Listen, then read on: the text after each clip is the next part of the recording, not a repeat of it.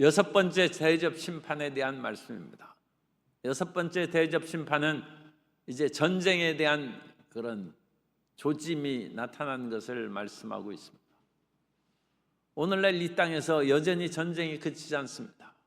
고대 인류의 역사상 끊임없는 전쟁으로 수많은 사람이 죽고 고통이 가득한데, 그런 전쟁은 어떤 면으로는 의를 세우는 전쟁이 있기도 하지만 대부분의 전쟁은 경제 전쟁입니다.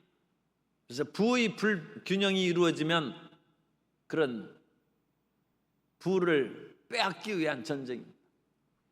유목민들이 먹고 살기가 어려우면 농경민들이 집단을 침략합니다. 그것이 이제 몽골이라든지 흉노족입니다. 그래서 유목민들이 중국의 그 같은 식량을 탈취하는 것이고, 또 그런 농경민들이 자기 삶을 보다 안정하기 위해서 그런 침략의 손길이 쉽게 넘어오지 못하도록 만리장성을 쌓는, 인류의 전쟁은 먹고 사는 전쟁이지만 하나님의 전쟁은 의의 전쟁입니다. 그래서 빛과 어둠의 싸움이고, 하나님께서 이 전쟁을 통하여 어둠의 세력을 다 물리치는 놀라운 역사가 일어나는 것입니다. 며칠 전 신문에 보니까 이스라엘이 그런 그 미사일 공격으로 말미암아 지하의 벙커에 있던 하마스의 수장이, 지도자들이 많이 죽었다는 보도가 났는데, 공식적으로는 그 최고 지도자가 죽은 것이 아직 보도가 안 된 것 같습니다. 그런데 그들이 지하 벙커를 어디에 만드느냐? 병원 밑에다 만든다. 그래서 병원을 폭격하면 그건 세계적인 비난을 받지 않습니까? 그러니까 그 밑에다가 자기들이 지하 시설을 만들고 거기에서 이제 회의를 하는데, 수십 발의 미사일을 쏘아가지고 거기가 무너지고 주변까지 파괴시켜서 부상당한 사람을 구출하지 못하도록 그렇게 조치를 함으로 아마 지도자가 죽은 것으로 그렇게 이스라엘은 파악하고 있다고 보도가 나왔습니다. 이 세상에는 전쟁이 끊이지 않습니다. 그러나 마지막의 전쟁은 사람들이 자기의 권력 다툼의 전쟁도 아니고, 경제적인 것 같은 재화의 다툼도 아니고, 하나님의 정의와 진리가 땅에 심어지는 것 같은 전쟁이 이루어지고, 그 전쟁이 끝난 후에 사탄과 그 모든 흑암의 세력이 불못에 던져지므로 이 땅에 영원한 의의 나라가 세워지고, 다시는 전쟁이 없고 죽는 것이 없는 영원한 하나님의 나라가 전개될 줄로 믿습니다. 그래서 그 진행 과정에서 이제 여섯째 천사가 대접을, 여섯 번째 대접이죠. 큰 강 유브라데에 쏟음에 강물이 말랐다. 그리고 동방에서 오는 왕들의 길이 예비했다. 그래서 동방에서 오는 왕들의 그런 그 이야기는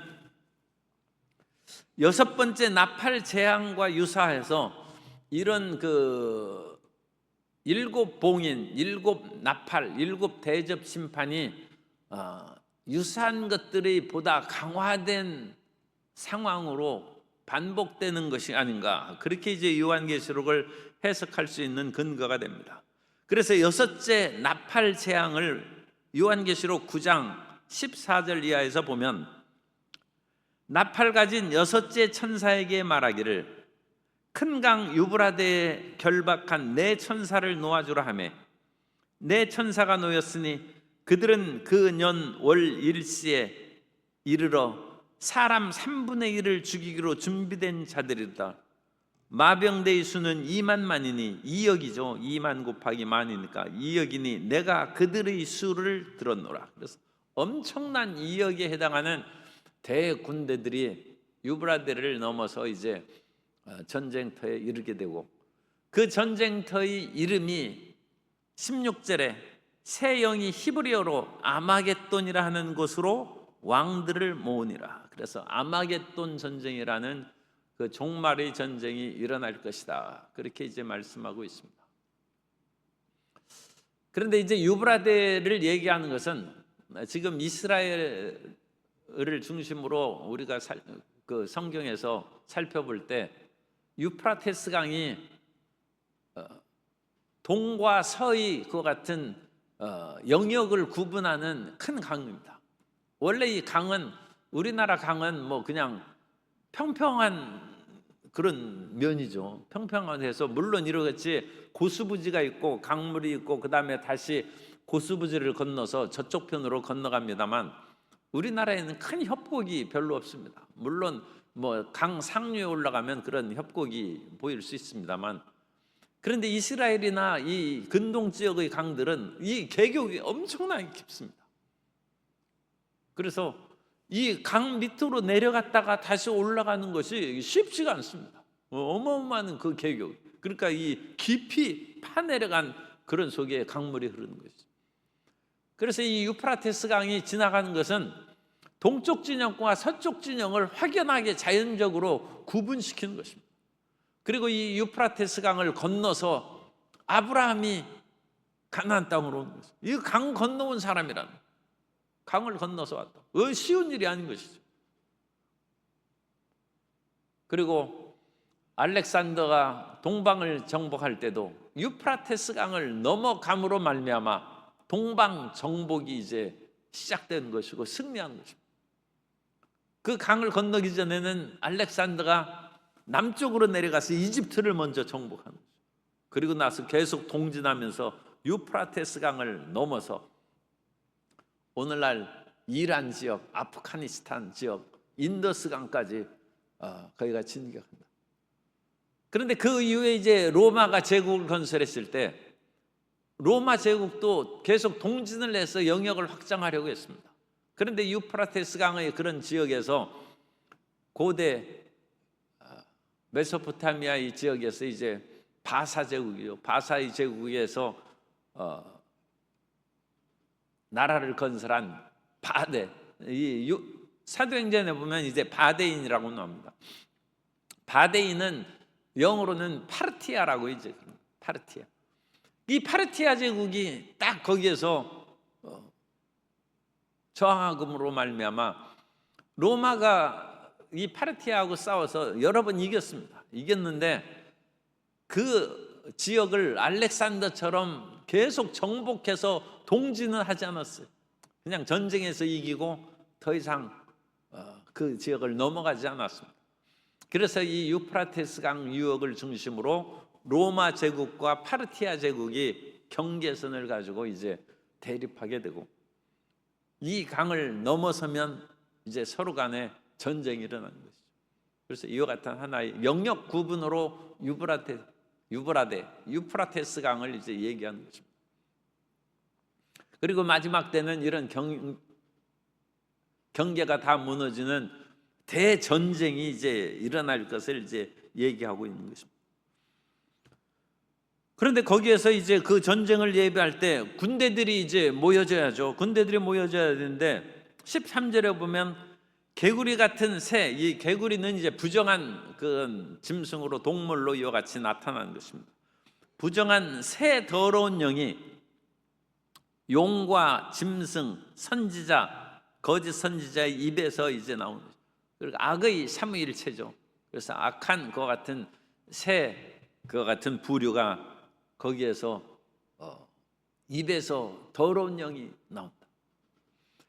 입에서 영이 나온다는 것은 그 유대인들이 이제 성경에 의거해서 흔히 생각하던 그런 개념입니다.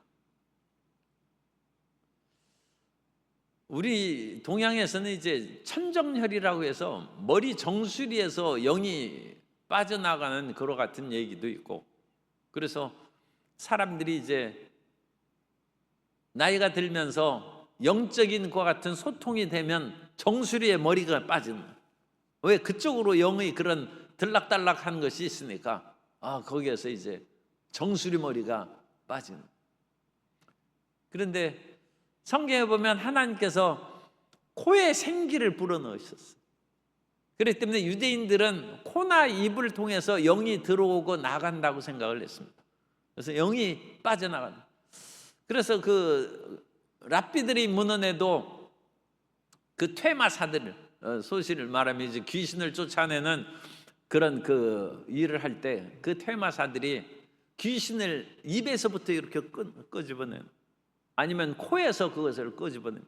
그래서 악한 귀신이 들어가면 그 귀신을 그 입으로 해서 이렇게 귀신이 나오도록 끄집어내고, 또 다른 그와 같은 의경의 문헌에서 보면 뭐 에스라의 영혼이라든지 그런 것들을, 그런 다른 나쁜 존재들이 그 입에서 그 에스라의 영혼을 끌어내려는 그런 기록도 나타나서, 유대인들의 생각으로는 영혼이 코 또는 입으로 이제 들어왔다 나갔다 그렇게 한다고 생각을 했습니다. 그래서 여기에서 더러운 새 영도 용의 입과 짐승의 입, 거짓 선지자의 그런 입에서 그와 같이 이제 나오는데, 그 영들은 이제 귀신의 영이에요. 귀신의 영이 이적을 행하여 온 천하 왕들에게 가서 하나님 곧 전능하신 이의 큰 날에 있을 전쟁을 위하여 그들을 모으더라.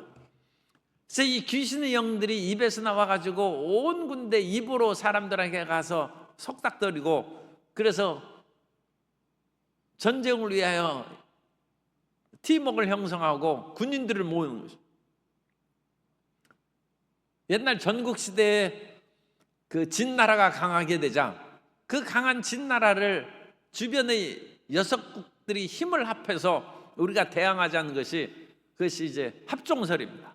그 소진이 그 문헌에 의하면 새 치열을 가지고 모든 제후들을 찾아다니면서 입으로 막 이렇게 얘기하는, 그래가지고 이 새치혀로 제후들의 마음을 사로잡아서 연합국을 형성하고 그것으로 인하여 진을 대항했다고 되어 있습니다.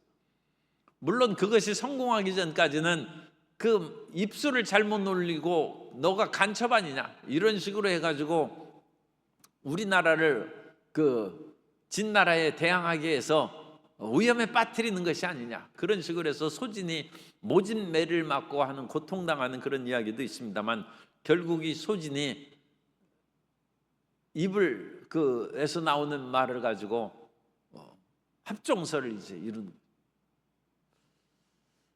오늘날에도 사람들이 그 입술로 말을 잘하는 그런 능력은, 그건 과소평가할 수 없어 대단한 것이죠.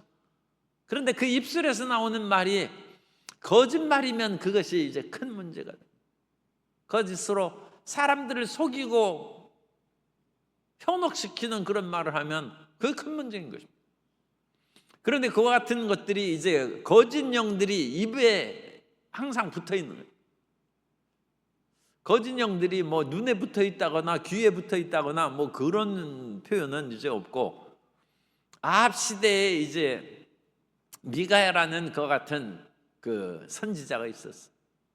그래서 아합이 길라라모 전쟁을 이제 하러 가기 위해서 선지자를 모아서 기륭을 묻는 거예요. 뭐 어쨌든 아합이 그 뭐 그렇게 믿음도 없지만 다른 우상에게 묻지 않고 하나님의 선지자들에게 묻는다는 것은 뭐 그래도 긍정적이죠.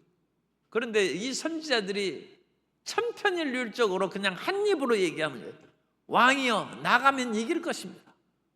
그런데 너무 똑같이 말하니까 여호사밧 왕이 이게 뭔가 수상한 것 같아. 뭔가 서로 짜고 얘기하는 것 같아가지고 여기 또 다른 선지자 없느냐 하니까, 그 아합도 정직한 사람이죠. 또 한 사람이 있는데 그건 아주 그 부정적이고 꼭 나쁜 말만 하는 나쁜 놈이 하나 있는데 그래도 한번 들어보시렵니까? 불러오라. 그러자 미가야가 와서 얘기를 하는데, 미가야가 하늘의 환상을 얘기합니다. 내가 하늘의 보좌에 보니까 거기에서 여러 영들이 있는데 그 영 가운데 어떤 한 영이 내가 거짓말하는 영이 되어서 선지자들의 입에 붙어 있겠습니다. 그래서 그 거짓말을 아합이 믿어서 아합이 전쟁에 나가서 죽게 하겠습니다. 그러자 하나님께서 내 계획대로 시행하고 아마 내 뜻대로 그와 같이 일이 진행될 것이다. 그래서 미가야가 이와 같은 하늘의 환상을 보고 사람이 입술에 붙어 있는 거짓말하는 영을 얘기해요. 입술에 붙어가지고 이 거짓을 말. 그런데 이 새 영은 완전 이제 사탄과 그 졸개들이 그런 영이죠. 그래서 용, 이 사탄, 그리고 용에서 바다에 나오는 그 짐승, 우리가 요한계시록 13장에서 살펴본 내용입니다. 짐승, 그 다음에 땅에서 나오는 짐승, 그 땅에서 나오는 짐승은 여기에서는 거짓 선지자라고 했어요. 그래서 이런 것들이 셋이 서로 거짓의 말을 합해가지고 천하의 왕들을 꿰어서 하나님을 대적하는 일로 이제 나아가게 하는 것입니다. 이 전쟁의 그런 것들은 이제 후반에 나오고 완전히 이제 그 전쟁에 하나님이 승리의 역사를 나타내는데, 요한계시록 19장에 보면 이 거짓 영들은 사람들을 거짓말해서 속이는 것인데, 하나님의 말씀 또 그리스도의 그런 입에서 나오는 말씀은 진리의 말씀입니다. 요한계시록 19장 14절 이하에 보면, 요한계시록 19장 14절 이하에 하늘에 있는 군대들이 희고 깨끗한 세마포 옷을 입고 백마를 타고 그를 따르더라. 그의 입에서 예리한 검이 나오니 그것으로 만국을 치겠고 천하 친히 그들을 철장으로 다스리며 또 친히 하나님 곧 전능하신 이의 맹렬한 진노의 포도주 틀을 밟겠고, 그래서 그 입에서 예리한 검이 나오는, 말씀의 검이죠. 하나님 말씀의 검. 이 세상에서 우리가 말을 들을 때 어떤 것은 그냥 넘어가야 되는 말이 있지만 어떤 것은 말로 대적해야 됩니다. 왜냐하면 어리석은 말을 하는 자에게 우리가 대답하지 않으면 우리도 어리석은 사람으로 같은 패인 줄 안다는. 그래서 그것을 선명하게 잘못된 것을 가리고 그 원수의 그런 잘못된 말을 이제 칼날로 다 끊어버리는 것이죠. 말씀의 검.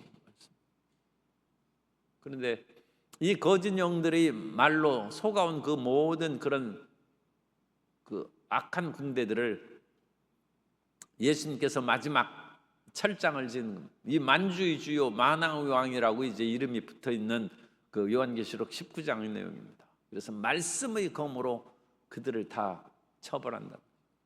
우리는 항상 하나님 앞에 정직하고 사람 앞에 진실한 말을 해야 됩니다. 그리고 우리 입에서 잘못된 것 같은 말을 하는 것은 우리가 잘못된 귀신에게 이용당하는 것입니다. 이용당. 그래서 우리의 입이 이것은 뭐 중립적이죠. 그래서 우리의 입술이 잘못 귀신의 영에게 이용당하는 입술이 되지 않도록 우리가 우리 마음을 정결하게 해야 되고, 또 항상 우리 입에서 나오는 그 말씀이 성경 말씀을 근거한 진리의 말씀으로 우리가 전파되어야 된다는 것입니다. 그래서 야고보서 3장 6절에 보면, 야고보서 3장 6절에 혀는 곧 불이요 불의의 세계라. 혀는 우리 지체 중에서 온몸을 더럽히고 삶의 수레바퀴를 불사르나니 그 사르는 것이 지옥불에서 나느니라고 말씀하고 있습니다. 그래서 우리가 말에 실수가 없으면 온전한 자라는 말씀을 우리가 이제 기억할 수 있습니다.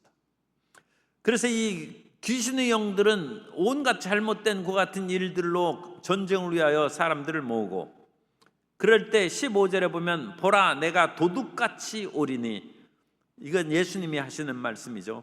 누구든지 깨어 자기 옷을 지켜 벌거벗고 다니지 아니하며 자기 부끄러움을 보이지 않은 자는 복이 있도다. 그래서 항상 우리는 믿음의 옷을 입고 벌거벗은 그런 모습을 보이지 않아야 됩니다. 로마하고 그리스 사이에서는 이 옷을 벗는 것에 대해서 약간 생각이 좀 다릅니다. 로마 사람들은 벌거벗은 것을 아주 수치스럽게 여겼는데 그리스에서는 반드시 그렇지는 않습니다. 그리스의 조각상들은 대개 벌거벗은 남자의 모습을 하고, 그리스의 조각상에는 그 벌거벗은 모습이 나타난다면 로마의 조각상에는 옷을 입혔어요. 서로의 그런 차이를 보여주고 있죠. 그리고 성경에서 원래 그 모습에서는 벌거벗었으나 부끄러워하지 않았다고 했습니다. 그래서 이 벌거벗은 것이 부끄러운 것이 된 것은 죄악이 들어옴으로 그때부터 인간의 마음에 육신의 정욕, 안목의 정욕, 이생의 자랑으로 작용하므로 이런 벌거벗은 것이 부끄러운 것, 수치와 같이 연관되는 것입니다. 그래서 우리는 항상 이제 죄악이 들어온 시대 이후로는 믿음의 옷을 단정히 입어야 됩니다. 단정히 입고 자기의 부끄러움을 보이지 않는 자는 복이 있다. 그래서 요한계시록에 7가지 복이 나오는데 그 복 중에 하나입니다. 그래서 항상 믿음의 옷을 입어라. 이 진노의 심판이 있을 때에도 하나님의 복이 이와 같이 7번이 나옵니다. 어떤 어려움이 다가올 때도 복받은 사람이 있다는 것입니다. 어려운 경제 여건 가운데서도 우리 성도 여러분은 복받은 사람으로서 경제의 어려움을 해결하고 다른 사람을 도울 수 있는 풍요함이 있게 되시기를 주님 이름으로 축복합니다. 그래서 마지막에 이제 새 영이 히브리어로 아마겟돈이라 하는 곳으로 왕들을 모으더라. 그래서 이 아마겟돈은 원래 히브리어입니다. 히브리어인데 우리가 이 헬라어, 지금 신약 성경은 헬라어로 쓰여있죠. 그래서 헬라어로 아마겟돈이라고 써있는데 이것은 정확한 번역으로 썼으면 우리가 이해하기 쉬운데 히브리어로 하르마겟돈이라고 이걸 그렇게 써줘야 됩니다. 그래서 이 하르마겟돈을 그 히브리어를 그냥 헬라어로 음역을 그렇게 쓴 거예요. 그래서 히브리어로 하르마겟돈 그렇게 하면 우리가 이해하기가 훨씬 쉬워요. 하르라는 것은 이 아마겟돈 할 때도 아마를 때 이 후음의 멈춤이 있는데 이 멈춤을 무시하고 그냥 아로 썼어요. 그런데 여기에서 후음으로 이 목구멍 소리가 있어요. 아마겟돈. 그래서 그것을 좀 더 명확하게 표현하면 하마겟돈. 이 하마겟돈입니다. 그런데 여기서 알 발음이 있어요. 그래서 알 발음을 우리가 할 때도 있고 안 할 때도 있으니까 그냥 알 발음을 명확하게 해주면 하르마겟돈 그렇게 써줘야 돼요. 하르마겟돈. 그래서 하르마겟돈은 히브리어하고 똑같아요. 하르는 히브리어로 산이라는 뜻이에요. 산. 하르. 마겟돈은 여러 가지 설이 있지만 무깃도를 그렇게 표현한 것이다. 그래서 하르 산, 마겟돈은 무깃도. 그래서 무깃도의 산이라는 거예요. 무깃도의 산 지역에서 무깃도에서 내려보면 그 지역에 이스라엘 평야가 쫙 전개되는데 한 면이 30km 정도 되는 거대한 평야지대예요. 이스라엘에 그와 같이 넓은 평야지대가 없어요. 그러니까 거기가 전쟁터입니다. 그 넓은 지역에서 끊임없이 싸우고 거기에서 요시아 왕이 애굽의 바로가 올라오는 것하고 막다가 요시아 왕이 전사한 지역이 이 무깃도 전투예요. 그래서 이 하르마겟돈은 무깃도 지역의 산에서 물론 그 산에 산다는 것이 아니라 그 지역의 평야지대에서 이제 전쟁한다는 거예요. 그래서 대군대들이 모일 수 있는 지역입니다. 이 하르마겟돈이라고 아마겟돈을 해석하는 것이 가장 유력한 설이고 이르마겟돈이라고 하는 것도 있어요. 히브리어로 이르라는 것은 성입니다. 성읍. 그래서 무깃도의 성읍 그렇게도 해석할 수 있어요. 그래서 여러 가지 이 아마겟돈에 대한 히브리어 그 용어의 번역의 견해가 있습니다만 가장 그 주요한 번역은 무깃도의 산, 하르는 산이다. 그래서 하르마겟돈이라는 히브리어를 헬라어로 하르 그렇게 쓰고 이것은 그 우리가 할렐루야 할 때도 있고 알렐루야 할 때도 있다. 그거 생각하면 돼요. 그래 할렐루야 발음이 더 정확한 것입니다. 그런데 그 하 발음하기가 그 좀 거북스러우니까 알렐루야로 하는 것이죠. 그래서 아마겟돈은 하마겟돈이다. 세상에 모든 전쟁은 피해야 되지만 마지막 전쟁은 의의 전쟁, 빛의 전쟁이고 어둠을 물리치는 전쟁입니다. 이 땅에 전쟁이 없도록 기도하시고 평화의 땅이 되고 또 오늘 우리가 싸우는 것이 경제적이거나 권력 다툼의 그런 인간적인 욕심의 전쟁이 이 땅에서 끊어지고 의로움이 가득한 것 같은 전쟁이 있어서 이 땅에 거짓이 사라지는 역사가 이 땅에 이루어지도록 기도하시고 하나님의 평화가 마지막 때에 대한민국에 그리고 마지막 때 온 세계에 임하도록 깨어서 우리가 근신하며 기도하는 우리 모든 성도님 되시기를 예수님 이름으로 축원합니다.